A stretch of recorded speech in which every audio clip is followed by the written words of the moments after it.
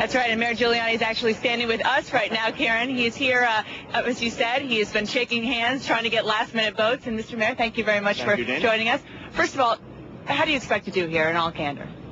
We expect to do as well as we can. We don't have a particular, idea exactly where we're going to turn out. We think we're going to do very well. We've campaigned here probably more than any other state. Florida's probably pretty close to equal, but we spent a lot of time here. We put a lot of attention to New Hampshire. We revealed our 12 commitments here for the first time. We sort of built on that all during the campaign, been back here on each one of them throughout the campaign, so we think we'll do very well. Very well, but it is entirely possible, if you look at the latest polls, that you might come in behind Mike Huckabee. It's possible we could. It's possible we can do better. I don't know. We're moving on. We're moving on to Florida. We'll be in Florida tomorrow. We think we're in very, very good shape in a lot of the states that are coming up.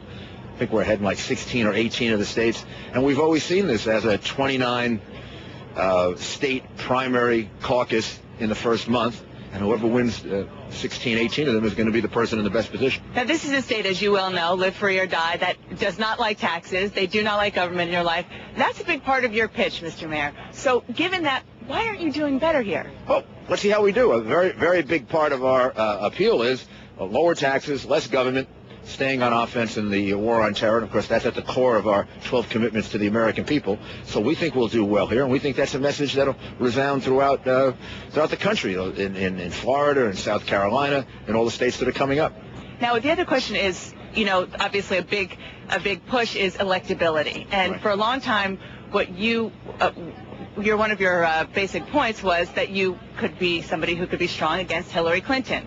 Now, a lot of your rivals are saying, it might not be Hillary Clinton, it might be Barack Obama. So is that a negative for you, that it might not be a Rudy Giuliani versus Hillary Clinton? I think the electoral map works out pretty much the same, whether it's Hillary Clinton, Barack Obama, or John Edwards. I mean, I think it's the same set of states that are in play, and I believe that I'm the candidate who has the best chance of putting 50 of those states in play. In other words, more states than any other. States like Connecticut, New York, New Jersey, Washington, Oregon, California, Minnesota. Those are the states in which, and a group of others, those are states that I do very well in. Florida, which is coming up.